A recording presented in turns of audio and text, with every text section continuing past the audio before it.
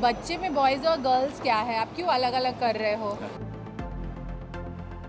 और play area में जाओ तो फिर वहाँ पे माँ बाप बोर हो जाते हैं।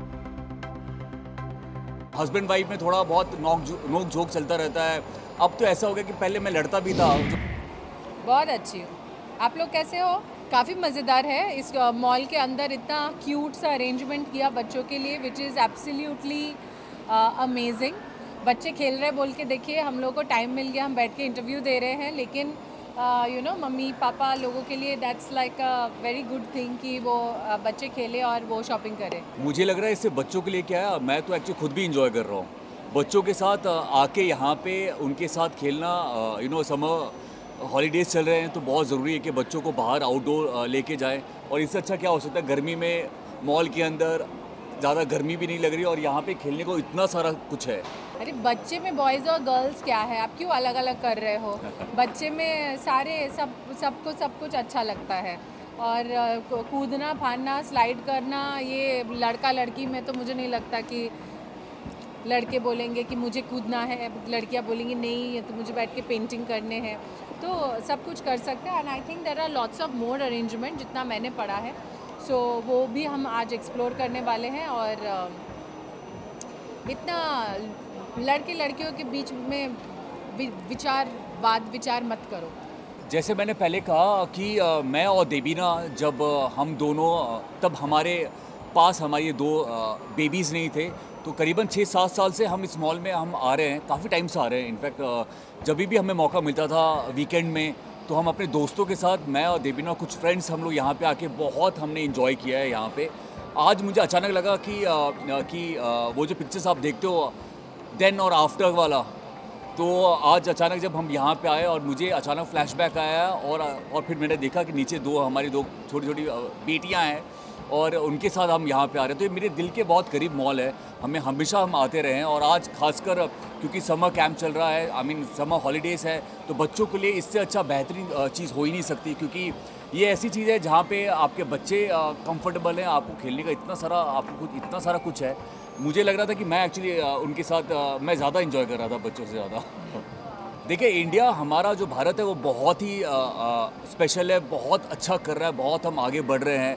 तो मुझे हमेशा, मैं और देबीना तो हम बाहर घूमते रहते हैं, लेकिन जो कंफर्ट, जो मज़ा यहाँ पे भारत में है, हर एक स्टेट में आप जाओ, अलग कलर है, अलग भाषा है, आप घूमने जा सकते हो, बहुत सारी चीज़ें हैं। तो मुझे लगता है कि हम जो बाहर कुछ सालों पहले, आज से 10-12 साल पहले जो हम बाहर एक्सपीरियंस करते थे, आज हम यहाँ पे एक्सपीरियंस कर रहे हैं हमारे इंडिया में, हमारे इस देश में, हमारे इस मॉल में। हाँ, तो बाहर काफ़ी सारे ऐसे अरेंजमेंट्स हैं कि आप रेस्टोरेंट में खाना खाओ, बच्चे खेले, या आप सैलून में जाओ, बच्चे खेले, मतलब एक प्ले एरिया या ऐसा कुछ बना हुआ होता है।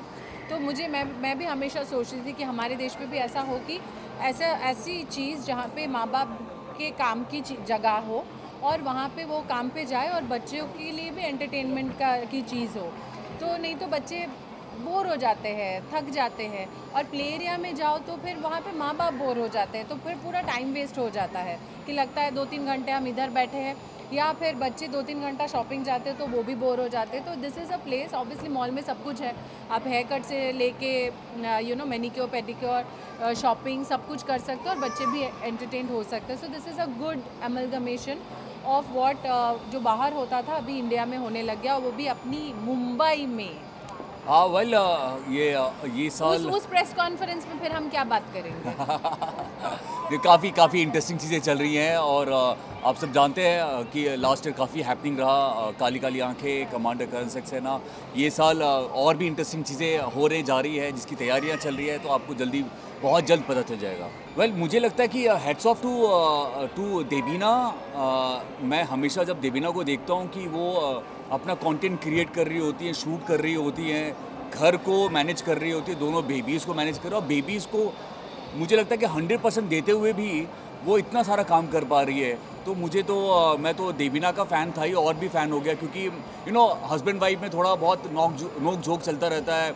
अब तो ऐसा हो गया कि पहले मैं लड़ता भी था, जो मस्ती वाली लड़ाइयाँ होती हैं, जो होती भी हैं, तो अब तो ऐसा होता है कि मैं लड़ता भी नहीं, फिर मैं सोचता हूँ यार, हमारे बच्चों को इससे अच्छा परवरिश देबीना इस तरीके से दे रही है, तो मैं तो इनका फ़ैन हो गया, मैं इनको दोबारा प्यार करने लगा हूँ। मैं ये कहूँगी मैरिज इज़ नॉट चैलेंजिंग अगर आप एक मतलब शांत स्टेट ऑफ माइंड में हो, खुद आप सेटिस्फाइड हो, खुद एक एक संतुलन मानसिक स्थिति में हो, मतलब जहाँ पे खुद इनर फाइट नहीं हो रहा हो, आप हर एक चीज़ आपके लिए स्मूथ लगेगा. It's only when we are fighting a battle in our mind a lot, कि जब हमें लगता है कि एक चीज़ को वर्क करना पड़ रहा है, मैरिज को वर्क आउट करना पड़ रहा है. I think both of us are very comfortable in our space, तो इसीलिए I feel that it's been amazing. हम तो हमेशा एडवोकेट करते हैं कि शादी कर लो, फिर साथ में मिलके जर्नी करो, बहुत ही मज़ा आएगा.